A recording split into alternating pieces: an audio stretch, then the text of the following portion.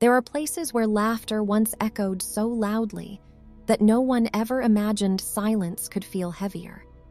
Places where bright lights blinded people from noticing the darkness growing quietly in the corners. Places where secrets were spoken in whispers, but never truly confessed. This house was built for drama, for entertainment, for spectacle. But something happened here that was never aired, something the cameras recorded, but no one dared to release. Because what happened inside the confession room was never meant for the audience. And 3 years later, the house is still hungry.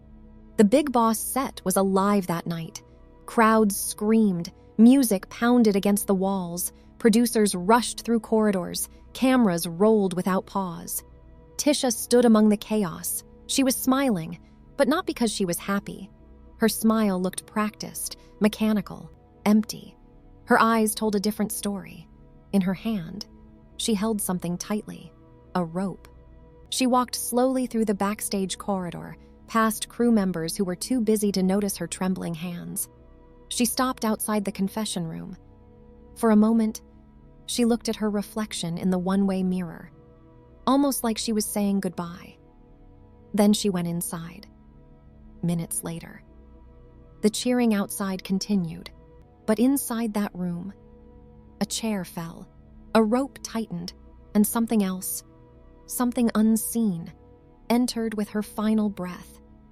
They called it suicide, but the sound engineer later said he heard something else through the mic, a second voice, whispering. Within weeks, crew members began quitting. Lights flickered randomly, footsteps echoed at night. Some claimed they saw Tisha crawling along the ceiling in the confession room. One cameraman had a nervous breakdown, and then the show shut down. Official reason? Low ratings. Real reason? Fear. 3 years later, Mumbai nightlife roared under neon lights. Inside a packed club, music vibrated through glass tables. Gaurav stood with a drink in hand, smiling at his friends. Tonight was his farewell party. Tomorrow, he was leaving the country for good. Arjun raised his glass. To new beginnings, they all cheered. Shruti leaned closer. "You're really not going to tell us, are you?" "Tell you what?" Gaurav replied, though his eyes avoided hers. "The truth about the show." The table grew quieter. "Season 13 was your biggest hit," Meera added softly. "You don't shut that down because of ratings." Gaurav forced a smile. "Internal reasons." Arjun laughed. "Let's go see the set tonight." The laughter faded quickly. "That place has been abandoned for years," Shruti said. "Exactly," Arjun grinned. "Perfect ending." Gaurav hesitated longer this time. Something inside him resisted. But then, he agreed, and fate sealed itself again. The building stood like a corpse under moonlight. The massive logo outside was faded, windows dark, the gate locked. Arjun smashed the lock with a crowbar. The metallic crack echoed too loudly in the still night. The moment they stepped inside, the air felt wrong. Not just cold, heavy, like breathing underwater. Dust floated unnaturally in straight lines, as if disturbed by movement they couldn't see. Shruti hugged herself. "Why does it feel like someone's watching us?" No one answered, because they all felt it. Inside, everything was frozen in time.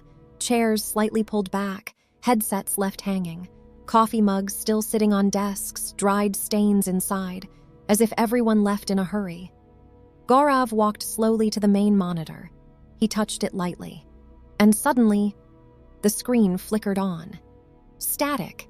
Then Tisha's face appeared, close, too close, her eyes staring directly into the camera, her lips moving silently, then black. The electricity in the building had been cut for years. So what powered the screen? The air grew colder. Then, water dripping echoed through the hallway. They followed the sound carefully, each step echoing too loudly. The green room door creaked open by itself. Inside, the bathroom light flickered faintly. Water ran from the tap. Gaurav froze. Arjun stepped forward confidently. "You're overreacting." He pushed the bathroom door open fully, walked inside, The door slammed violently behind him, locked. He screamed, but the scream sounded distant, like it came from underground. They tried breaking the door. Shruti cried his name. Suddenly, silence. The door slowly opened on its own. Arjun's body lay twisted unnaturally, his head crushed inward, blood pooling quietly, his eyes still open, still terrified. The moment Arjun died, the entire building shifted. Doors closed on their own. Hallway lights flickered red. The temperature dropped even further. Mira began whispering. "She's here." Gaurav finally spoke the truth. Tisha wasn't just depressed. She was experimenting with rituals.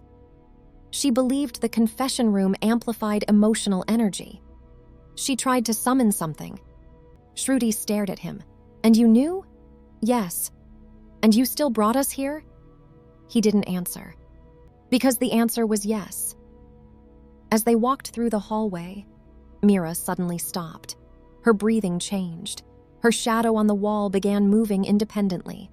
Her head tilted slowly sideways, bones cracking softly, her arms bent backward unnaturally, her eyes rolled white. Something unseen pulled her across the floor. Her nails scraped against tiles, leaving streaks of blood. Her neck twisted fully around. She smiled. But it wasn't her smile. She was dragged into darkness. Now only Shruti and Gaurav remained. Gaurav led her toward the confession room. Inside, candles were already lit. The tantric stood waiting. Shruti realized this was planned. "You brought us here to die." Gaurav's face showed no guilt. "My sister deserves peace. The priest said 3 sacrifices would calm the spirit. You were never meant to leave tonight." Shruti's heart pounded violently. Tisha's spirit emerged from the ceiling, crawling like a broken puppet. Her rope still tied around her neck, her body bending unnaturally. The chanting grew louder. Shruti screamed. Suddenly, Arjun and Mira's spirits appeared, not peaceful, not human. They attacked Tisha. Shruti ran, found a wooden rod, smashed the amulet off Gaurav's neck. The tantric tried to stop her. Too late. The protection broke. Tisha's scream shattered the room, now unleashed. She turned on Gaurav and the priest, bones snapping, blood spraying, their screams echoing until silence swallowed them. Morning arrived slowly. Shruti stumbled out alone. The gate was open. No bodies remained inside, no blood, no damage. As if nothing happened. Police later found no evidence. They said trauma, hallucination, shock. But weeks later, an anonymous clip surfaced online, security footage from the abandoned set. It showed Shruti walking toward the exit, but behind her, a shadow crawled across the ceiling, following. And in the final frame, Tisha looked directly into the camera. Some buildings are abandoned, others are waiting, and some confession rooms never forgive.